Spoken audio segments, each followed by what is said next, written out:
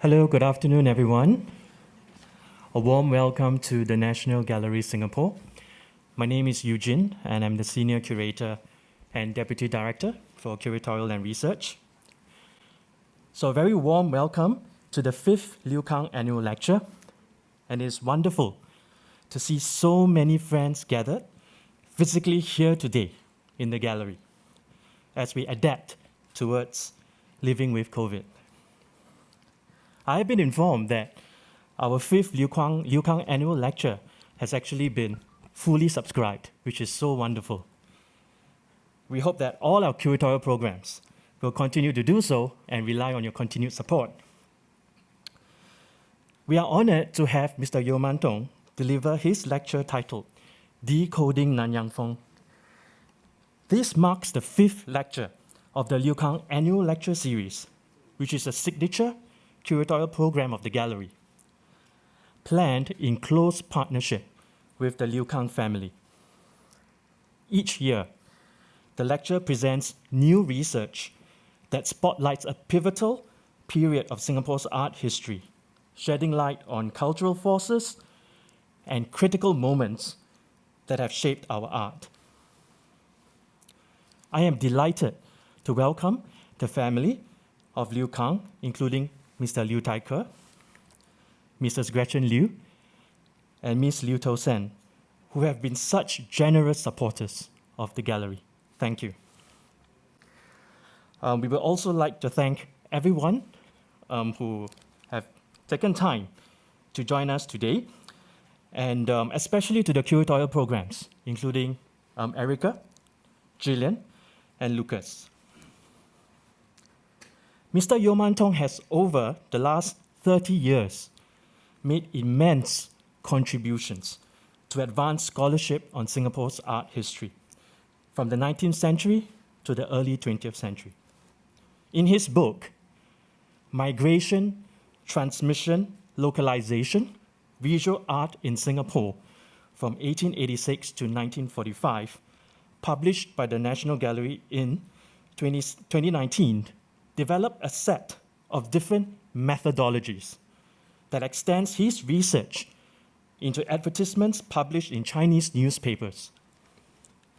His methodology of reading into the iconography of advertisements in Chinese newspapers is a significant step forward in his broader research into Chinese diasporic communities, expanding the histories of art in Singapore into overlooked artistic practices like seal carving, calligraphy, and advertisements, as well as other aspects of visual culture.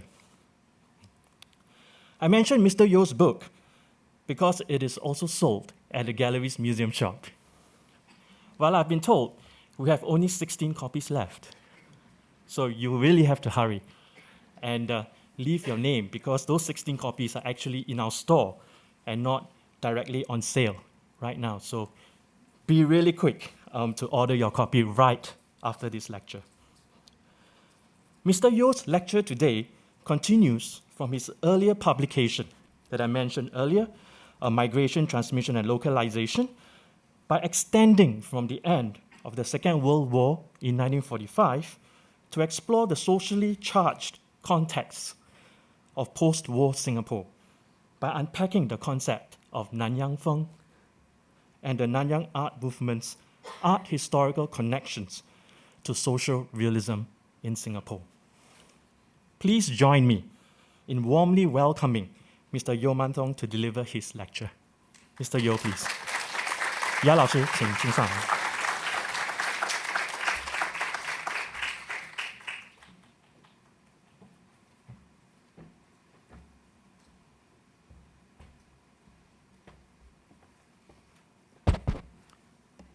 谢谢尤金，大家听到吗？可以吗 ？OK， 非常感谢今天这个下午大家包容来听我讲这个南洋风。南洋风是一个非常令人头疼的问题，因为有各种各样的解说，所以我今天就把我这几年来所了解的做一个分享会吧。好，我们新加坡人都非常听话，都忘记把口罩拿下来。OK， 因为时间的关系，我就直接说啊，这些客套的话我就不多讲了。今天我的题目是解码南洋风。我刚才还跟我的老同学范良谈起这件事情。他在2003年中华美术研究会出版了一本书，叫做《南洋风》。那么，但是他是会长，华人美术研究会的会长，所以序文就由他写。他里面这样说，我把它念一下哈，因为这个今天的重点：现代艺术思潮和社会现实的冲突。南洋风是否因缺乏营养而寿终正寝？南洋风是什么？是否已走入历史？我们要亚细安艺术，还是要师承风？我们对灵学大先辈的教诲和发下来的作业完成了吗？那么范良在结尾的时候，他豪气万丈，他说希望这次的画展，但是他们还举办了一个座谈会，就在这附近，就从前的这个警察局了啊。他希望能够找出什么叫做南洋风，它的意思是什么，它的意涵是什么，以及以后的创作方向，大家共同来创造新的南洋风。因为我看了这个老同学的这段话，我有很多的感触。南洋风是林学大先生提出来的，是在1954年。到了2003年，作为中华美术研究会的老大，都觉得他们老师所提出的南洋风似乎是还不那么了解。所以今天我们就来谈谈这个啊。今天我的讲题主要我会提一下南洋风提出的背景，还有对比当时住在新加坡的洋人，就西方人，他们提出南洋风格。经过这个对比，我希望能够凸显南洋风的意义啊。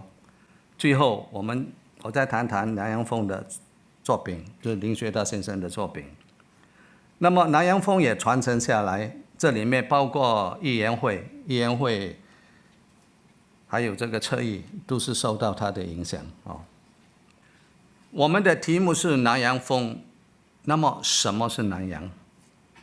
南洋这个名词，它的范围很广，广义的话，一般上就是指以中国为中心南方的海洋；狭义的话，它可能就包括今天的东南亚。有的呢，把 Australia、New Zealand 全部把它包括在南洋，这个范围太大了。但是到了在1927到1948年这个时间，因为蒋介石清共的关系，许多文人都来到这个南洋，所以这一段时间里面，新马两地就成为一个南洋的概念。我举一个很明显的例子：1929年。有一个新加坡马来亚画家的连长，他说了一句话，他说：“成为马来半岛空前的美术展览，要算是南洋美术界携手的第一声。”就说新马联合，他说就把当时新马当作是南洋，因为他的题目就是新马画家的连长哦。那么上世纪20年代到50年代。我本身是搞马华文学出身的，马华文学就是特别强调南洋色彩，就是说在这文学作品里面应该有包括本地化的景色、本地化的人物，才把它归为南洋文学啊。好了，我们要知道这个林学大先生的南洋风是在1954年提出来。那么1950年代新加坡的一个情况，那些年那些事到底发生了什么事？大家都应该很清楚的，就是1950年是一个反皇、反殖民地的时代，停课、罢工、暴动，社会动荡不安，这是第一。那么肯定他的南洋风一定跟当时的社会背景有密切的关系。第二点，当时艺术圈的情况又是怎么样？我就主要我的重点还是放在艺术圈的情况。这个是当时的50年代的一些作品。第一个那个邱瑞富先生的《流浪的母子》，这是天苍苍地茫茫，何处是我家？这看出在英国殖民地时代人民的生活的痛苦。另外一个重二应该是这个南洋美专的老师，已经去世的老师他就那边做一个置业介绍所，但是你看求职的人这么多，他们那种无助、茫然、颓废、煎熬，瘦的只能够骨头包着皮肤而已。就说在英殖民地统治新马的时候，人民所受的苦难了那么接下来就是这个513事件，这个大家都知道。但是英国的代总督要求18到20岁的都要国民服役。那么这批年轻人都是在中学读书，所以他认为权利跟义务你都分得不清楚，你要把我们征召入伍去当兵，当来做什么？所以他们就向这个总督请命。那么就在1954年3月12号的下午，这个是很轰轰动动，900名华校中学生坐了20辆的洛丽车，集中在王家山公园排队走向总督府。他们是以非常和平的方式要请愿，学生要读书，不要当兵，这是很合理的要求。但是结果就发生了警察打学生的事件，这就是513。513事件是使到整个华校学生的运动形成了一股很大的反殖民地的力量。朱庆观的这个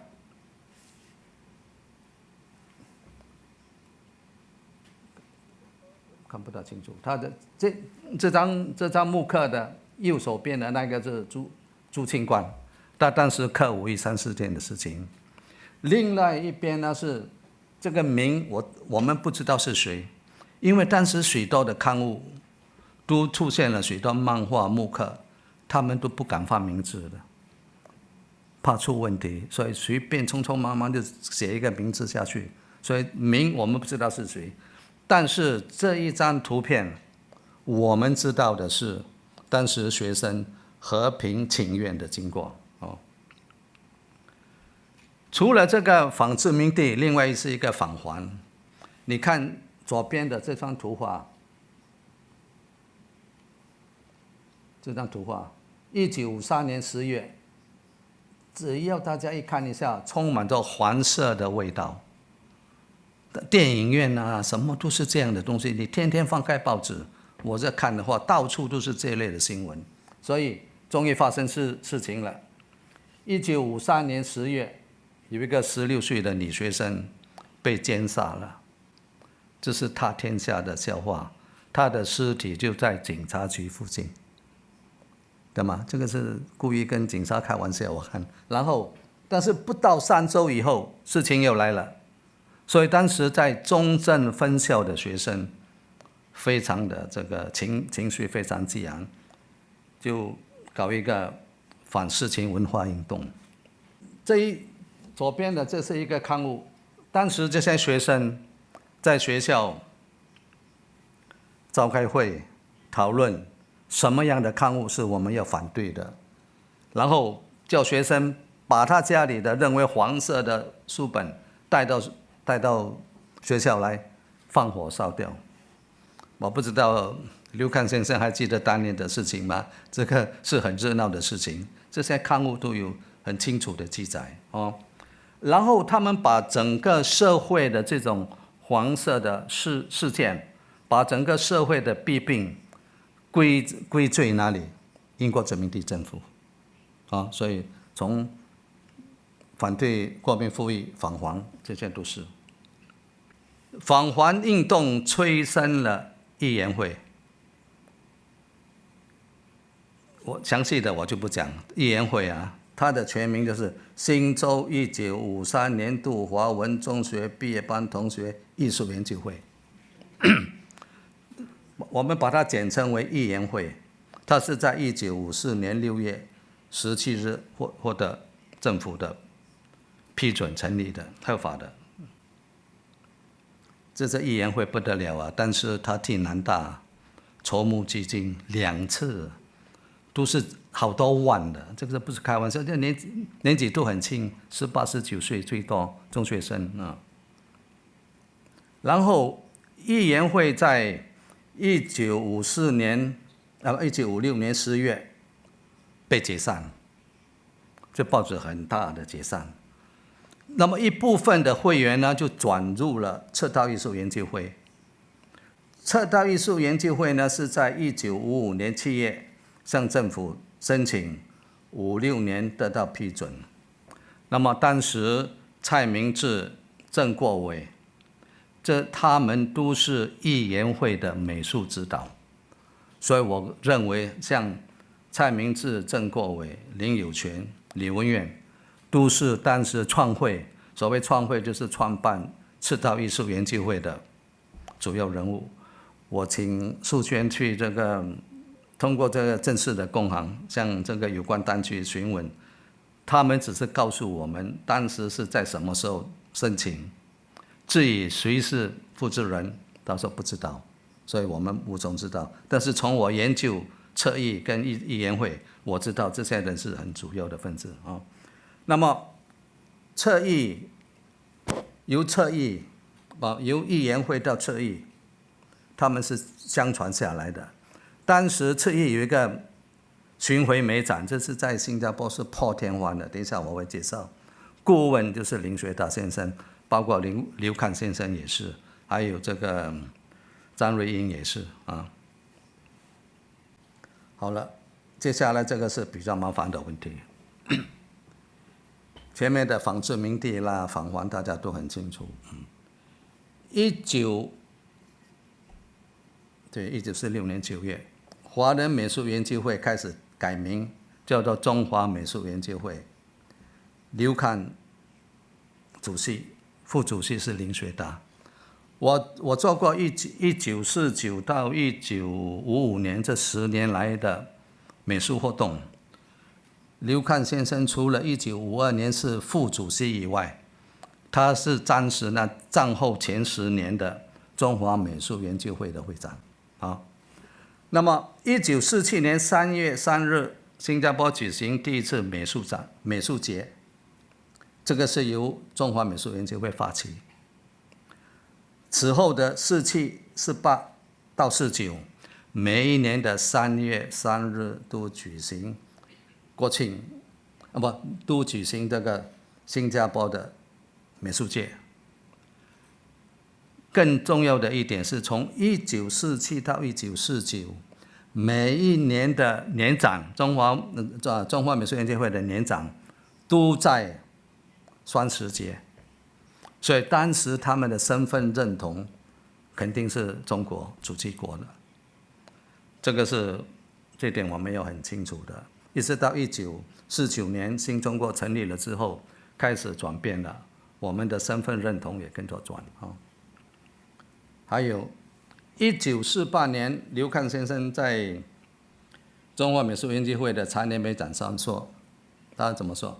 他说1946年我们的会员作品债务花了600多，但是我们所收到的是很少。1947年会员也花了差不多1万多块，收回来的也只不是1000块，也就是卖的很少。会员一直在处理，所以刘侃希望社会人士要多买画。这个就是说明了一点，主办画展不容易，经费是大问题。为什么我会提出这一点？回头你就会知道我的原因，为什么特别把这一点提出来谈一下。好了，现在我们讲这个 British Council。1947年8月 ，British Council 成立，当时的负责人叫做 Lucas， 他就一而再的对记者说，我们对向外宣布，我们这个英国文化学会将会替个人或者是艺术团体安排各种的展出，包括绘画的，包括这个摄影展，希望本地人跟他联系。那么我认为英国文化学会会提出这个叫个人艺术团体跟他们联络，主要是有政治意图，希望借助文化软实力拉拢新马人民的关系。因为新加坡还没有沦陷在日本人手里的时候，英国军队一直说我们新加坡绝对没有问题，安全，一定保护你们的。战争还没有开始打，他的战舰就被打下来，所以新马人民对当时的英国殖民地政府并不是那么欢迎了啊。那么1949年10月，Singapore Art Society 今天还在，就新加坡艺术学会成立。当时成立里面有7个人，刘康先生是其中一个，他代表中华美术研究会，另外是一个马来人，其他的5位全部是西方人，啊，所以他们的组织的情况我们也很明白。他主要就是要拉拢我们的文化人，来使到这个共产主义、民族主义高涨的威胁会缓和下来，这是他的想法了。British Council 跟英国殖民地的想法。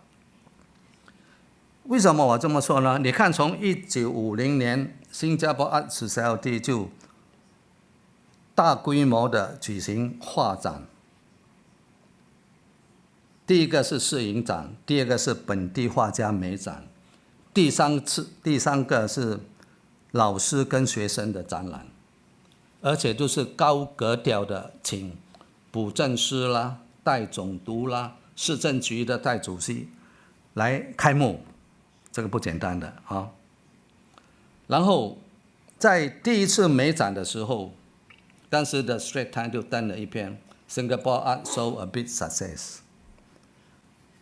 这里面他就当时在马大当教授的 Rose Moray 就在一次演讲里，他说新加坡艺术协会正尝试团结所有的艺术家，建立新加坡画派。Singapore School of Painting， 这没有想到，新加坡画派或者下面的马来亚画派都是西方人提出来的啊。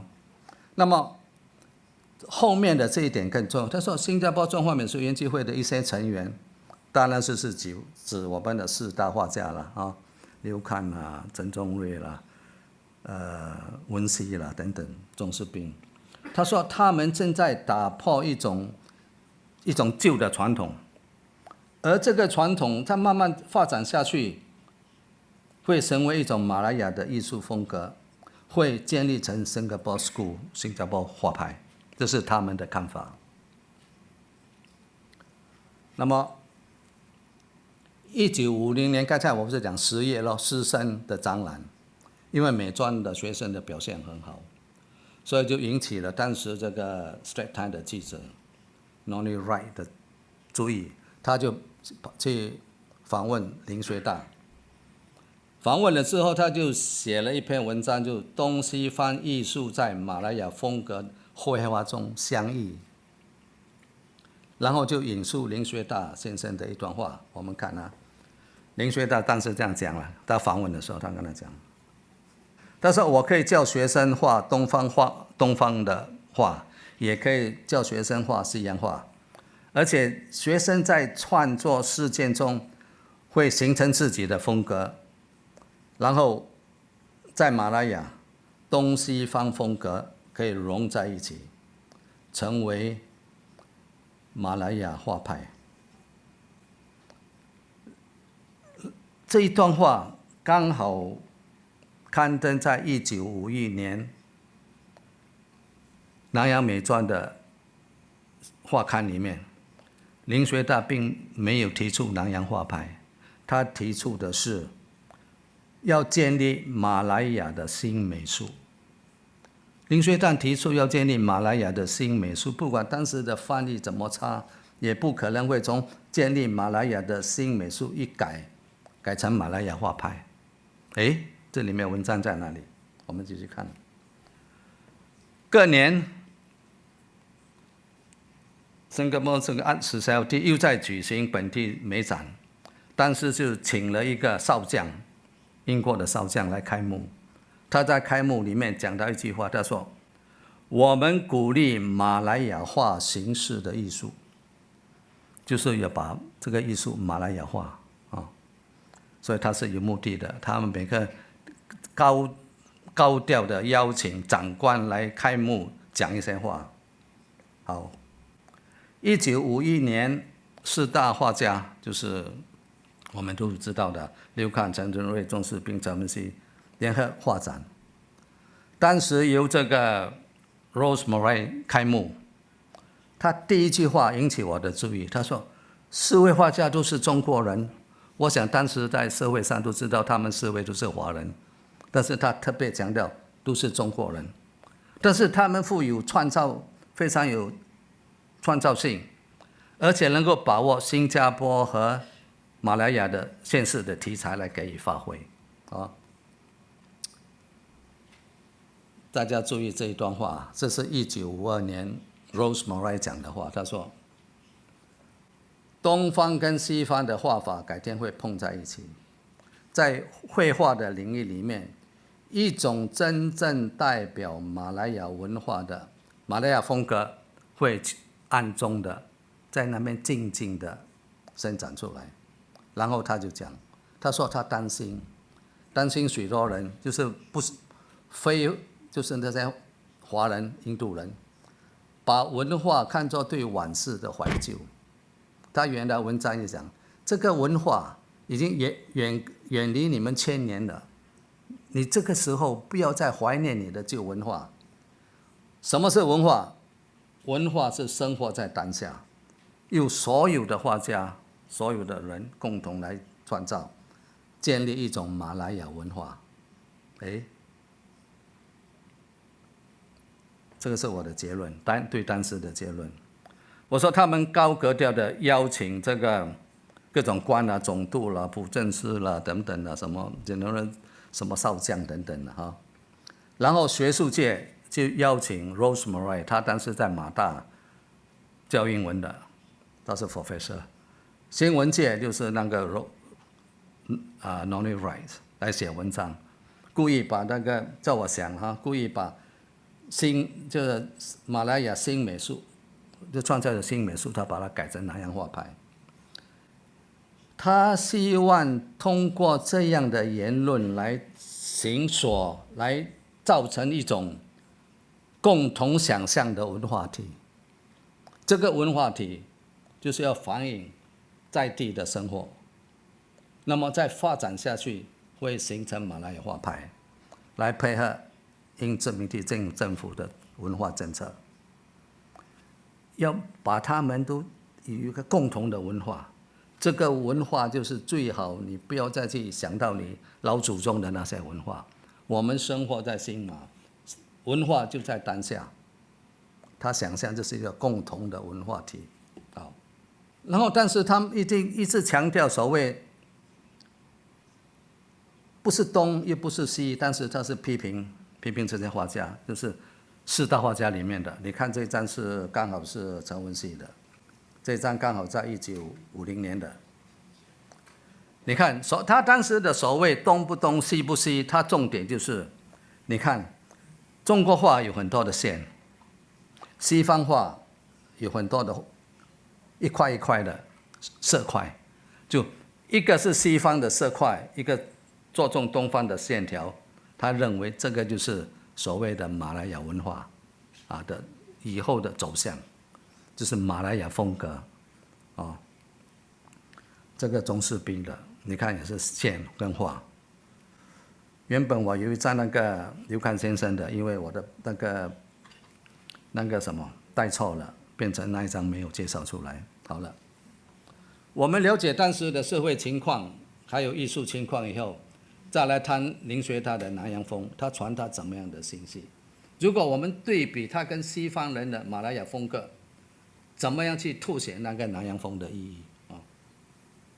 这个是在1954年，他在这个16周年开幕的时候讲，他说形式方面是否吸收了东西方精粹的艺术技巧，进而发扬光大啊？他叫我们自己想自己了。对当时艺术界的朋友讲，在内容方面，前面是技巧，接下来是内容，是否了解整个世界艺术动态的思想？我们是不是能够选择那个当时能够反映社会现实的题材，再配合东西方的话，一起来创造南洋风的新美术？这个是林学大在1954年4月美专16周年的致辞，发表了这个南洋风。那么这个是4月10号，在4月9号的《南洋商报》，它的发刊词看守语也再度的提出南洋风，所以南洋风肯定是林学大提，他的要求是这样。我就在想，1954年南洋风的新美术，他特别强调后面的新，那么这个新是什么？我就想到当时的社会是一种什么样的社会，对不对？反皇反殖民的，所以这个新也就是说，在你的艺术作品里面能够反映这个社会当时的反皇的情况，当时那种殖民地怎么样对付我们的人民的情况。我当时在想的时候，我还没有真正在做议研会的研究。后来当我在做议研会研究的时候，也得到了印证，因为当时林学大是他们的顾问，他称赞他们的这展品就是反皇反殖民，就是爱国主义的作品，就是他所认为的新南洋风新美术啊。我觉得林先生他的那个整个思维相当条理的。他先提出南洋风，那是在1954年。1955年他提出了他的6大纲要，6大纲要也把南洋风的意涵包括在里面了，就是你必须反映本邦人民大众的要求，你这些画出来应该有教育意义，对社会产生功能的。你是不是有考虑到整个社会的思潮等等？这怎么融合各民族了、沟通东西艺术了、表现当地的这个情调？这个早在南洋美专1938年3月创立的时候，林学大先生已经有这个想法。到了1954、55年，他的思路更清楚了，把它发挥了他的6大主张啊。这个刘思伟先生还把它 summarize 成为三大点哦。好了，这个是很多人都忽略了。那么南洋风为什么把它名字叫做南洋风？这个风是什么意思？吴德先讲过，1955年，他们美专有一本刊物，林学大先生就发表了刚才的六大纲要。接下来的是吴德先先生的这篇文章啊，他讲南洋风就是等于马来亚风，因为南洋刚才我已经解释过了，南洋跟马来亚可以替代的，在当时的概念，马来亚已走上独立自主的大道，不能不有它的国风。马来亚是在1957年独立，他提倡南洋风是在1954、1955这个年代。这个时候，马来亚已经走上了独立自主的路，一定要有自己的国风。吴德先先生是北京师范大学毕业的，他当时在美专是教华文、中文，他很清楚中国诗经里面有所谓的15国风，这个等一下我再讲哦。他说这个风是以日代情调为主，要包括四大名著的那种艺术融为一炉。这个就等于林学大先生在1955年讲过的，艺术的东西我们要彻悟，要突然间要能够体悟领悟，要求变，而且要苦念实念，就是你要怎么样才能够把东西放的艺术交融在一起，才能够完成南洋风。这是吴德宪先生对这个风的解释。那么这个我稍微讲慢一点。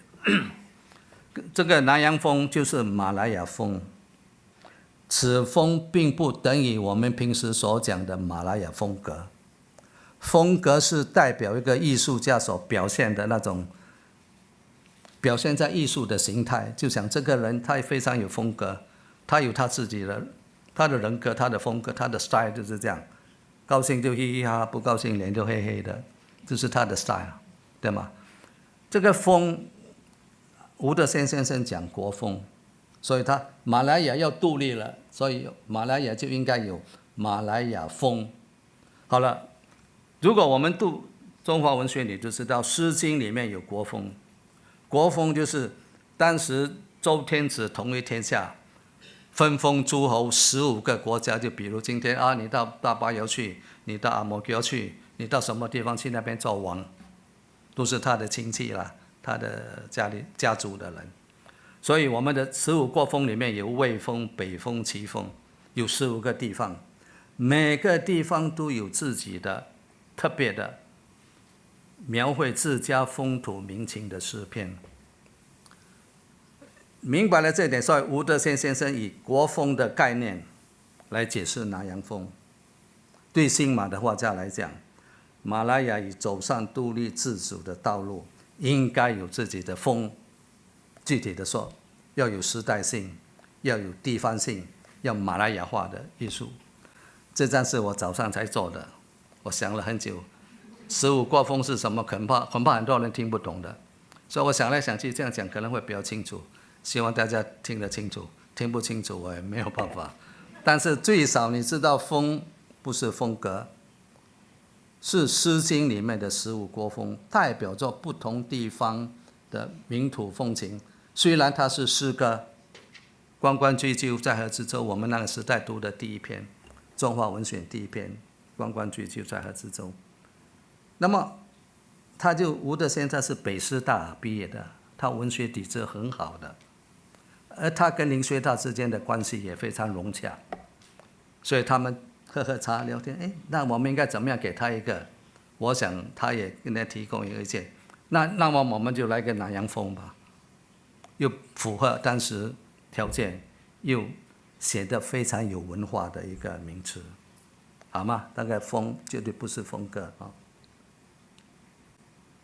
那么南洋风它就必须，我刚才讲要有地方性、时代性。当我们谈南洋风，忽略了地方性、时代性，忽略了它的教育意义，那么就此风就不知道是什么风流了哈，好吗？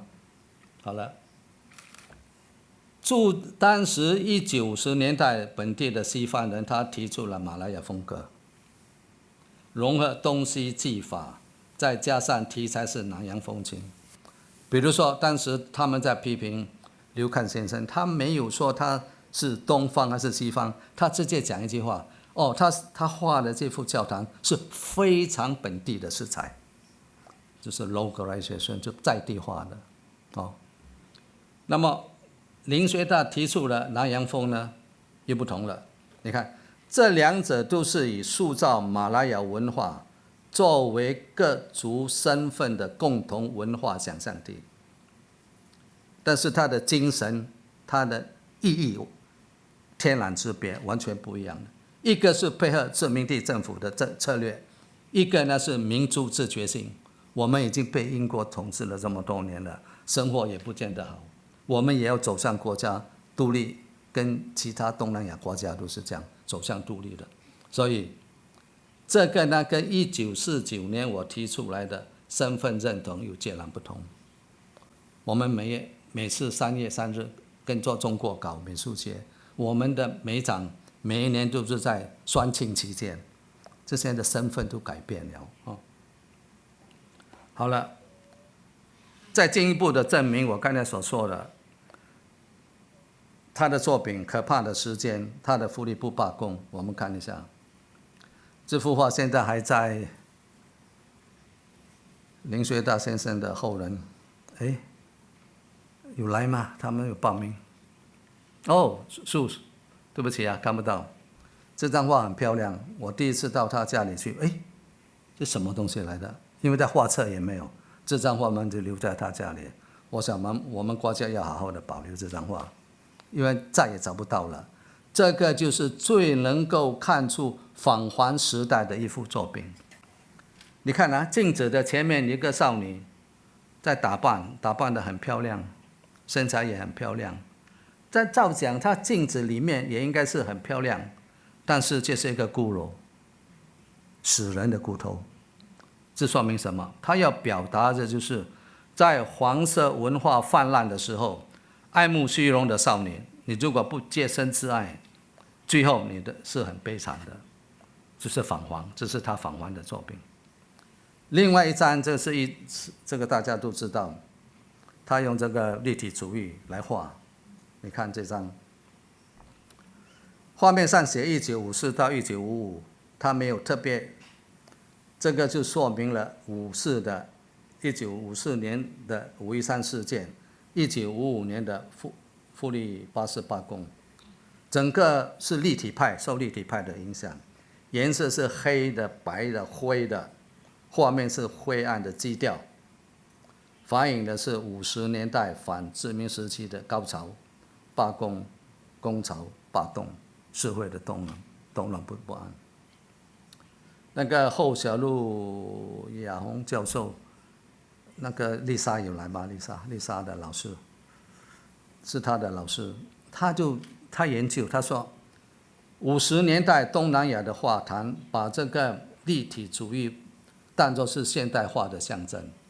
而许多国家的摆脱殖民地、自由民主、争取自由民主独立，他们采取的画法很多都用立体主义来表现。好了，苏立文大家都知道，他在1950年代在马大教书，讲美术史，他本身对美术也很有研究。他这样的讲，他说，当新加坡画家以新奇的眼光来描绘周围的异国景色的时候，高更使用的亮丽的颜色和单纯的造型，给他们提供了一个现成的表现模式。就说他们要画印尼的那些东西，或者是其他的，高更给他们提供了很多的养料，给他们参考。这是所以他说林学大成功的拒绝了风靡马来亚的高更的影响。我觉得这个并不重要，拒绝画高更这个并不重要，重要我觉得是我自己的更重要。我念给大家听。在民族觉醒的50年代，林学大登高呼吁艺术应该马来亚化，因为我们已经独立了，我们有自己的国风，你不能够用别的地方来代表我们，我们有自己的国风啊。所以时代是反殖民地的，所以他提出南洋风，作为各个民族融洽在一起，争取独立的一个希望，然后把这个反黄马来亚化、反殖民地化作品应该能够充满教育意味的，形成了他的6道纲要。更重要的，他成功的将自己的理论具体化。可怕的时间，富力罢工，给年轻画家做出很好的示范。我觉得这个比苏立文先生的发现更重要，对吧？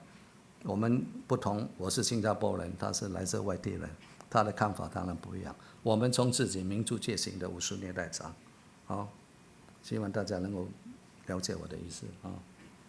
好了，南洋风的传承，我就很快的讲，因为重点就在刚才前面的部分。我这里只是讲这个1953年度华文中学毕业班同学艺术研究会议员会简简称艺研会；赤道艺术研究会，简称赤艺。它总共有6次的美展。那么，其实赤道艺术除了美展之外，这个会前面的冯俊水先生第2排，1965年，这是我没有想到的。1965年在维多利亚纪念堂搞音乐晚会，好像2天是吗？不得了的事情，这些学生，1965年，今天叫我们来在维多利亚搞一个音乐会，华乐的音乐会，我都觉得不知道怎么做。1965年，它是属于侧翼的，但是它是侧翼的会展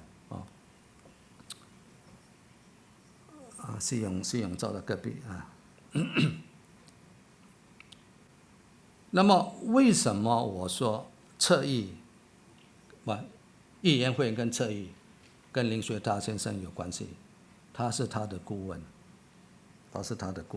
侧翼的顾问。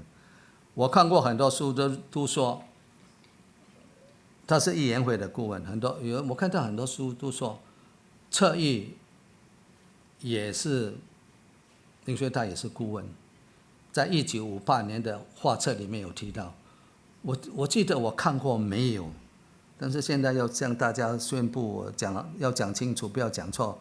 我还特地打电话给寇世勇兄，我说你跟我找一下1958年，你们有没有听到林学大是你们的顾问？没有，因为如果他是你们的顾问，礼貌上你应该有提一提的，根本没有，所以我怀疑是没有我怀疑是没有。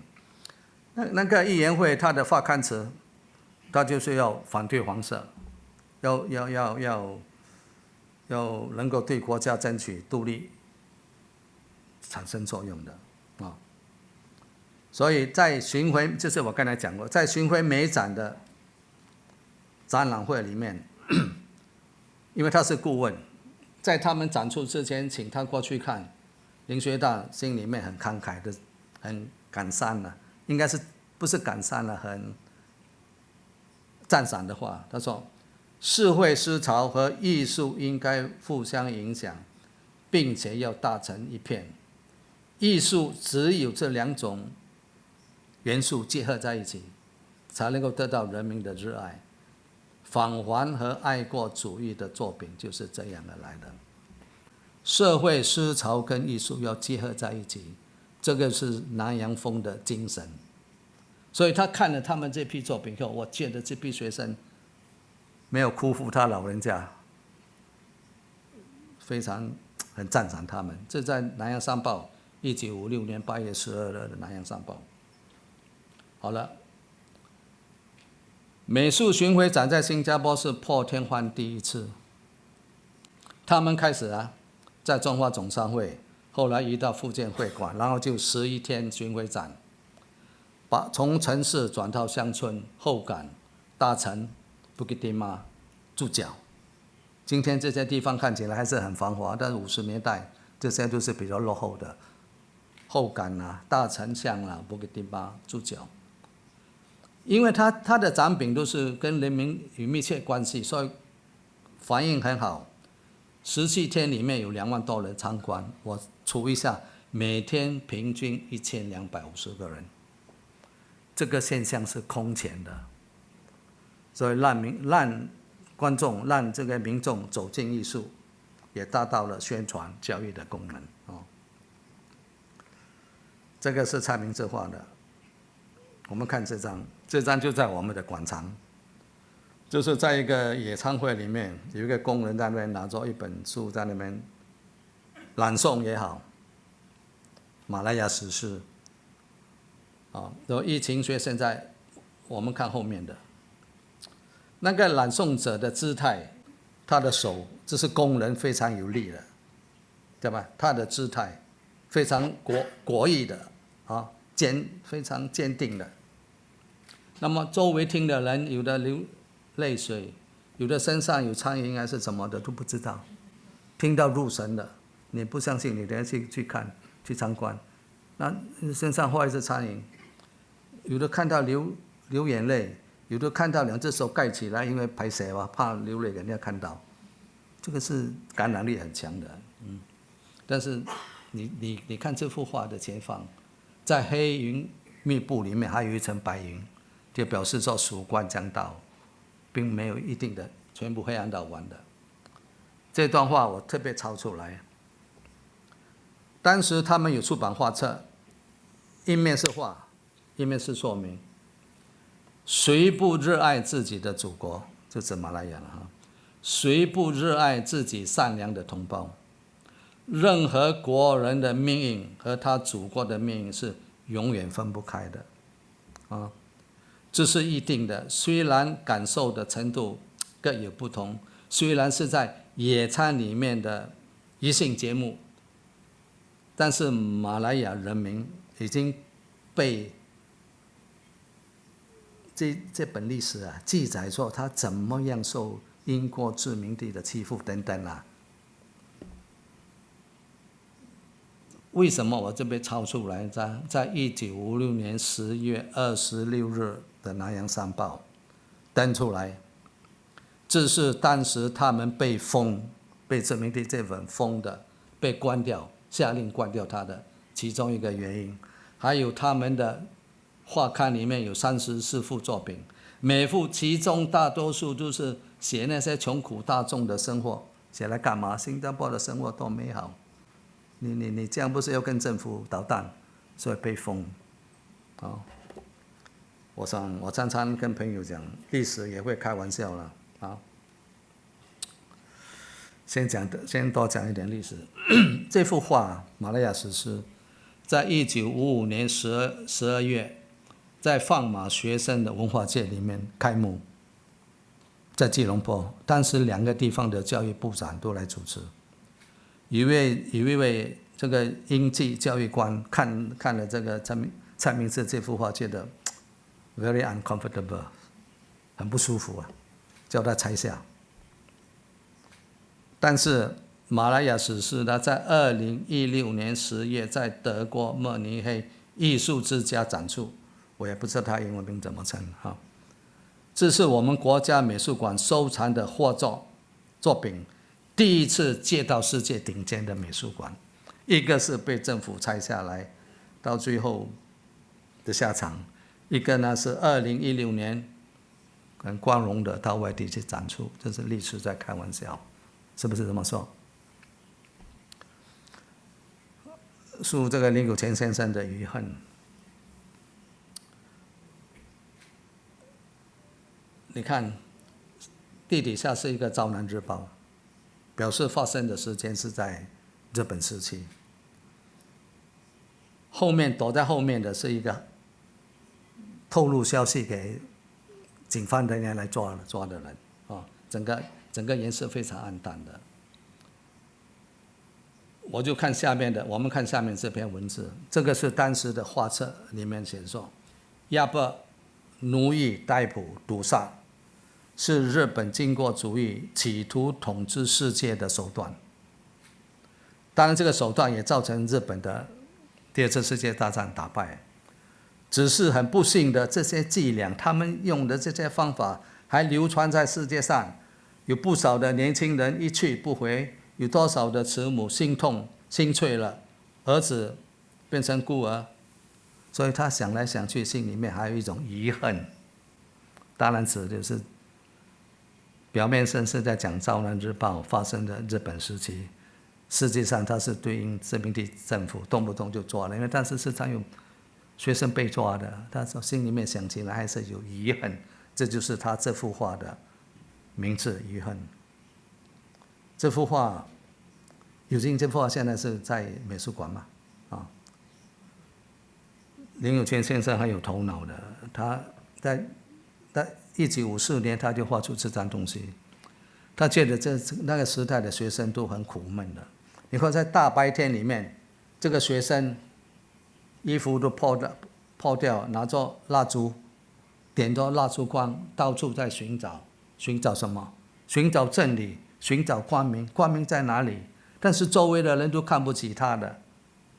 有个养狗的，那是大概是表示说他自己非常有钱的，看不起他的。还有一个和尚在那边沾着口水，在那边数钱，这非常有意思的啊。郭伟的弟弟来吗？郭伟没来。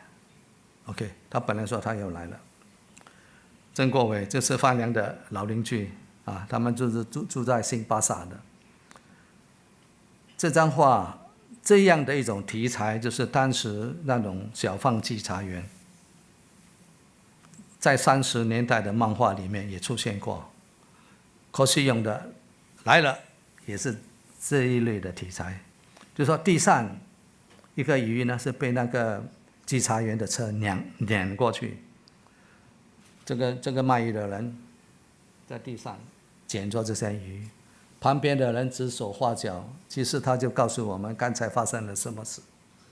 那个年轻人小孩子穿白色的衣，还有那个黄色的裤，这是当时华侨生的代表，充满着正义感的，对吧？他自己自动的把地上的鱼把它捡起来。好了，这个是侧翼的，刚刚成立不久，他旗帜非常鲜明的提出来反对色情文化，就是黄色文化。当时在成立的时候，他有告社会书，还有刚才的访华特辑，就是提倡要新的马来亚文化艺术的主张。他认为艺术应该很深切，我们作为一个艺术家，应该很深切的了解现实的生活是什么，再加上一些有科学的艺术思想，然后再重新去塑造出来，这样才能够动人心弦的作品。就是林学道先生讲的，艺术讲究彻悟，要实念，要磨练自己，对吧？才能够创作出好的作品来。这个是郭旭勇先生的，检举。这一幅画是1966年的侧翼的，它总共有6次画展，是吧？6次，这是第5次的画展，最后一次是在1968，这个是1966年。刚好那一年，中华总商会正在发动民间要向日本讨回，要怎么赔偿我们呢？当然这件事情最后不了了之了。这张作品刚好就在展览期间出现，你看里面这些人，大家自己慢慢看，没有一个显得会害怕的，他不是一个悲歌，他是一个充满着愤恨的。你看，当时展览的第2天呢，观众已经超过1万人。我跟谢勇兄讲，他不相信。我说我这个不是骗人，我拿报纸给你看。第2天就超过1万人。但这张画让我们想起了昭南时代，但是作者所要表现的不是一种哀歌式的悲伤，而是暴露妒武者的罪行。当然也告诉我们，每个作品都有艺术，都有教育。和平安定来之不易，居安思危，知无为才能够图安啊！这个来了，这个就是那种稽查员，你看，大家欣赏一下，然后他这个是在1968年的，1968年的那一本画册。很草率，里面有很多字，我想那时候大概政府对他们已经很注意了，我发觉到，而且它跟艺研会一样，从前没有的，一幅画一幅说明，你看，董事发言，街头巷尾了，路头巷尾就是街头巷尾了，多少摊位多少小贩，就看作各种各样在这边做生意，生活辛苦不必说，整天还要担心那个底股那种稽查员来，所以他一声喊，大家来了，大家都逃，霎时间警惕啦、慌张啦、心里闷啦、同情啦、愤慨，全部出现在他们的脸上。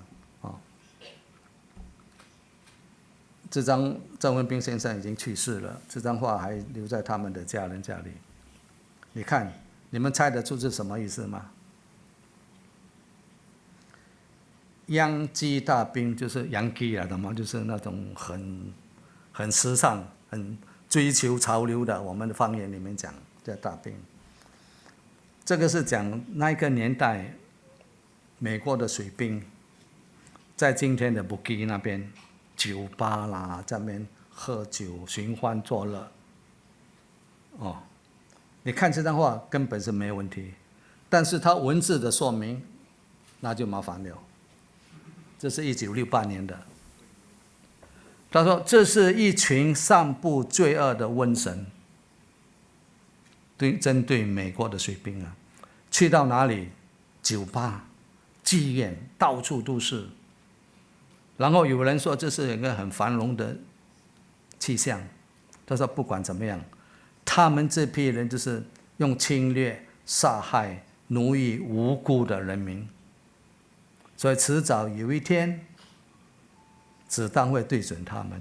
这个讲得太凶了啊！1967年，现在65年刚刚独立，67年我们也要靠这些兵，对吧？所以你这样讲，当然当时新加坡政府不满，所以很多人传说，1968年的展览根本没有展出。实际上我看了报纸，我查得很清楚。很特别的，它有2个地方展出，一部分在中华总商会，一部分就在他们的给浪。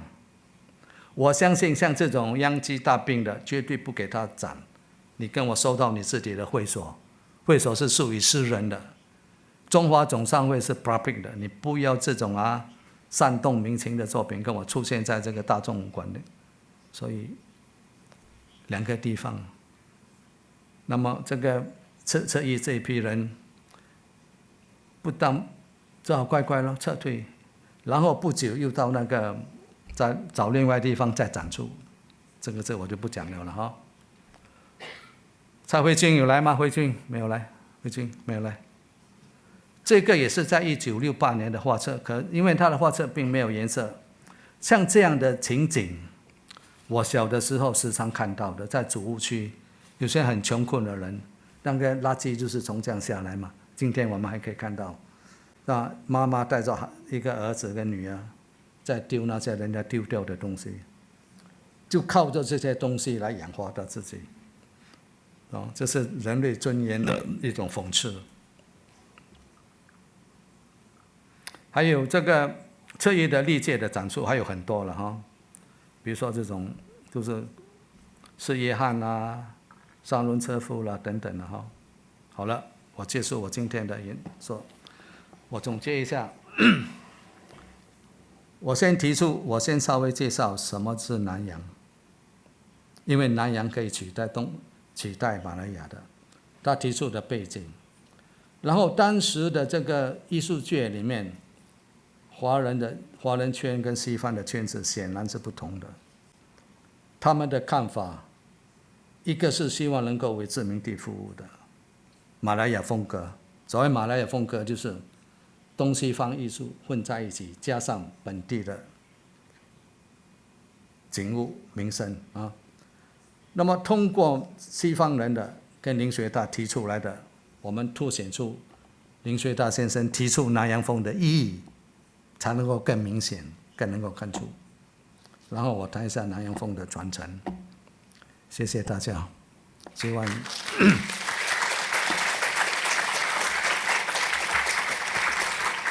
差不多4点10分，大家辛苦了，我讲的也有点声音沙了，不过希望大家听得清楚我要讲的南洋风，因为这是一个很重要的概念，也造成很多的误解。我们的华业也有南洋风，我们的服装也有南洋风，到底是什么南洋风，谁也搞不清楚。所以我今天用旧的报章，用历史来说明这个美术史上的一个重要的一个概念。再次谢谢大家。Thank you very much, everyone, for joining us for today's lecture with Mr. Yeo. Please join me once again in putting your hands together to thank him for a very rich lecture today.